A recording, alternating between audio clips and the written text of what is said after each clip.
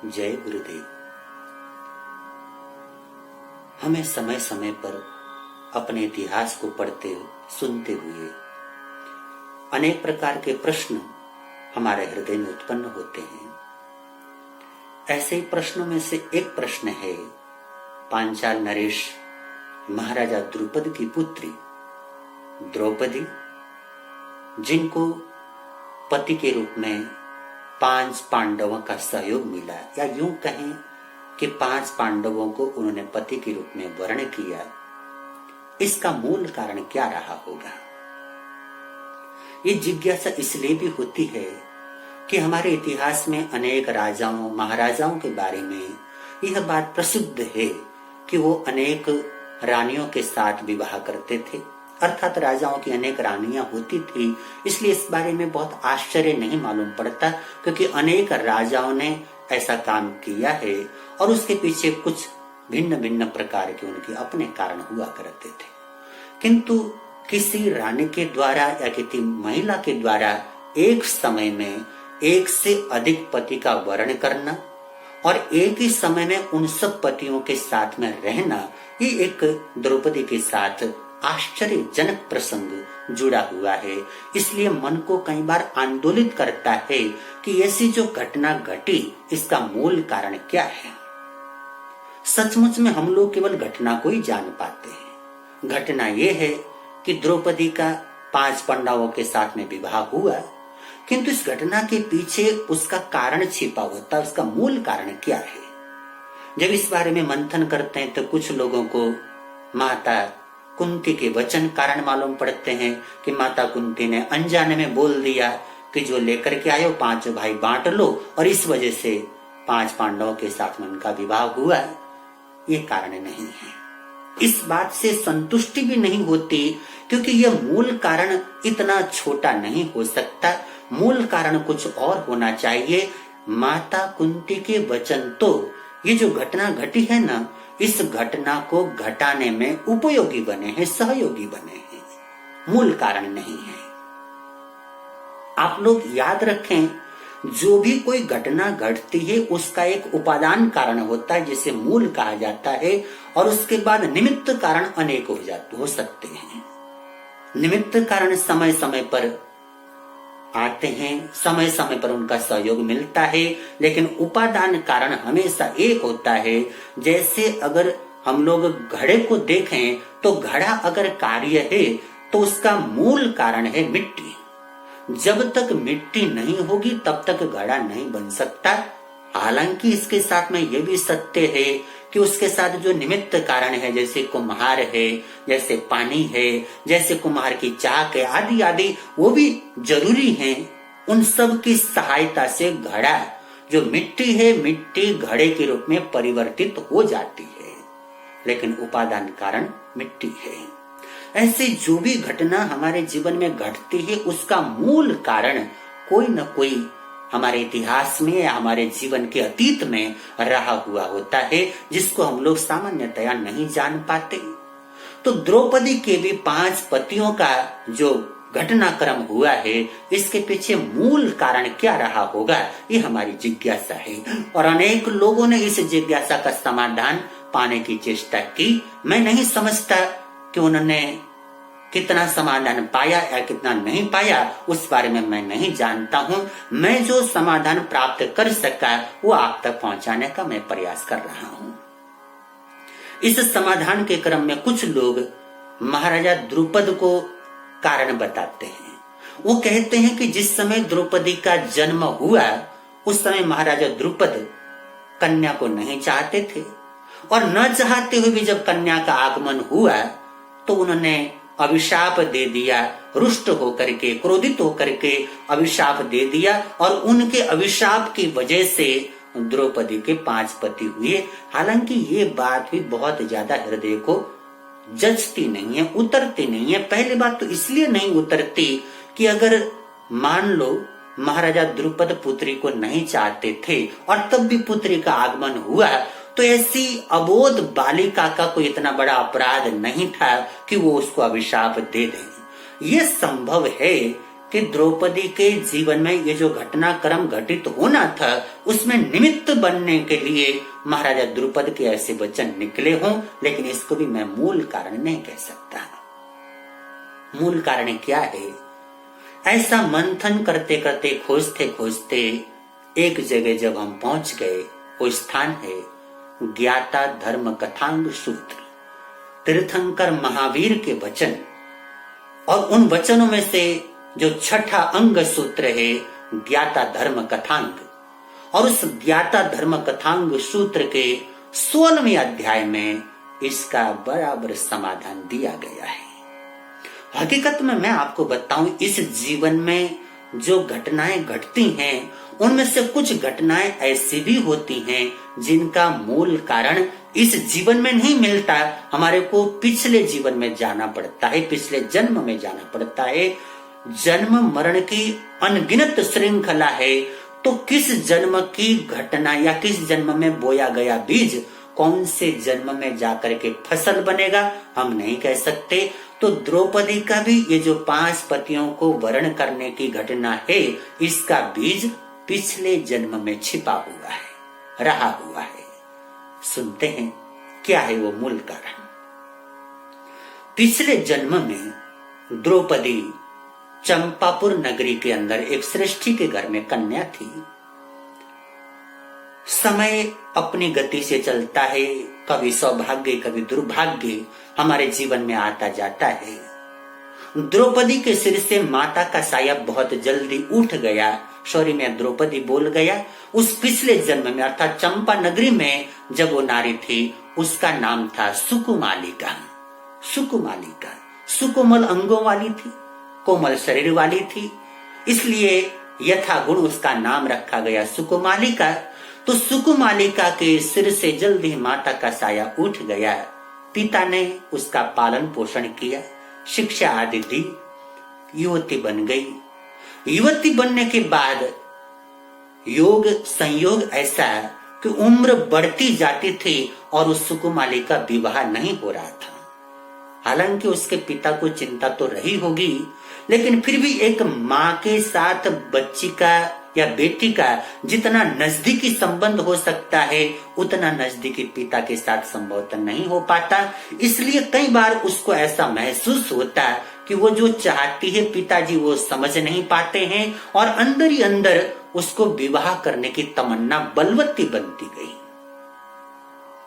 जब दूसरे कपल्स को देखती, विवाहित जोड़ों को देखती, तो रह रह करके उसके मन में आता काश मेरा भी विवाह हो, मेरा भी पति हो और मैं भी इसी प्रकार से दाम्पत्य जीवन का आनंद भोगूं। इस प्रकार की बातें बार बार उसके मन में आती रहती थी। और एक बार संयोग ऐसा बना, उसके पिताजी ने एक युवक को पसंद किया, सृष्टि का युवक था।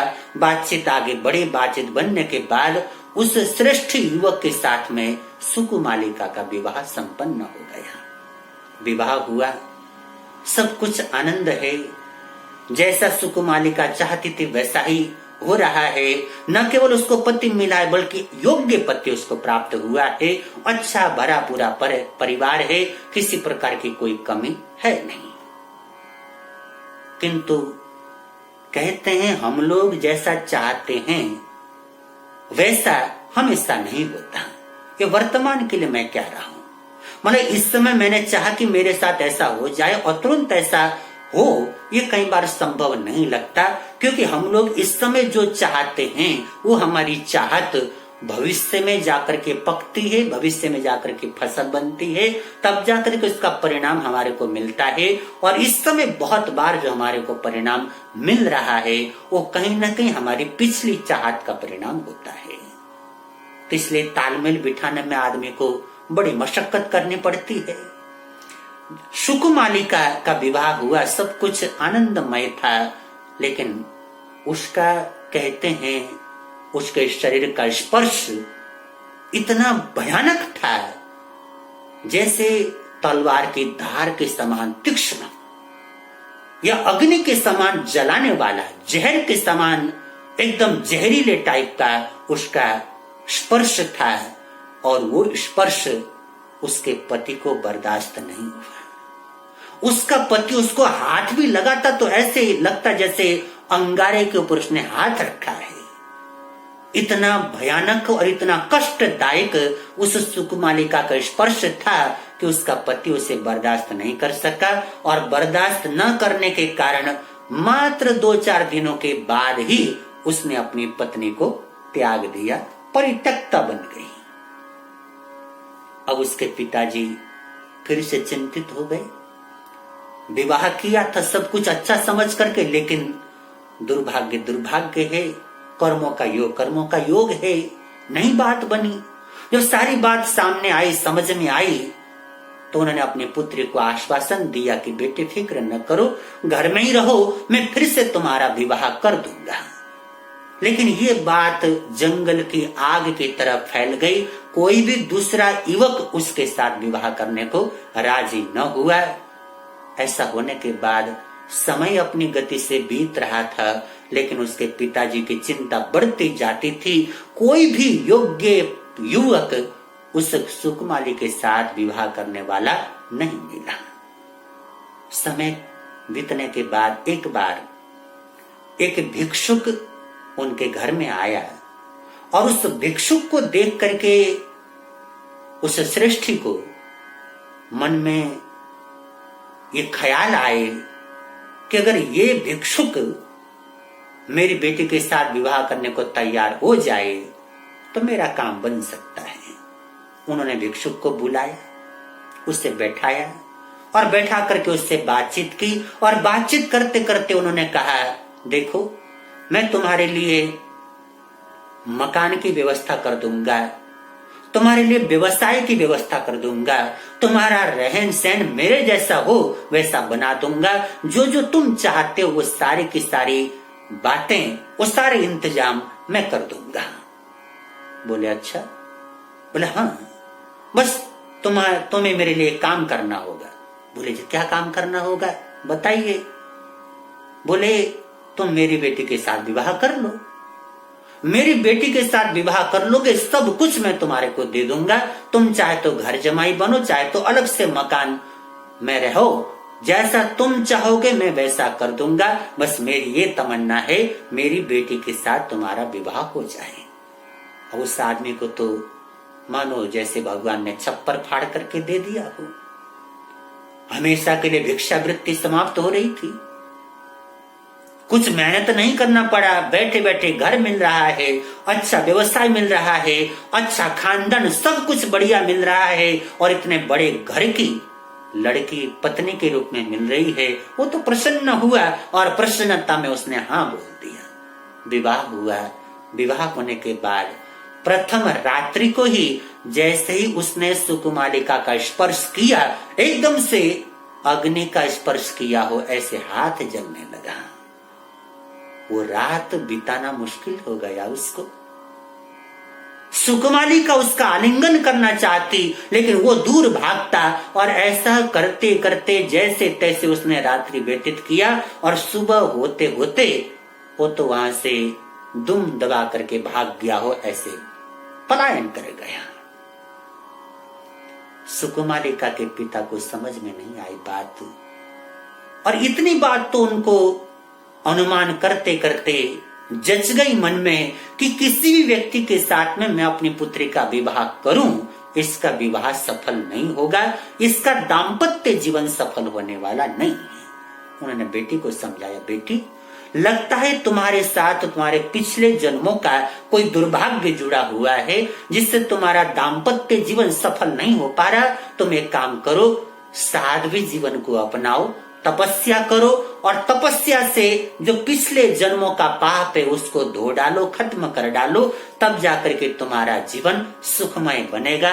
पिता की बात को सुकुमाली ने गांठ बांध लिया, और वो साध्वी बन गई, और साध्वी बनने के बाद तपस्या करने लगी। बहुत कठिन तपस्या उसने अपने जीवन में कर डाली। ऐसी तपस्या करते करते एक बार वो उद्यान के अंदर तपस्या कर रही थी कि उसी उद्यान में उस नगर की गणिका वो 5 पुरुषों के साथ आकर के रमण करने लगी।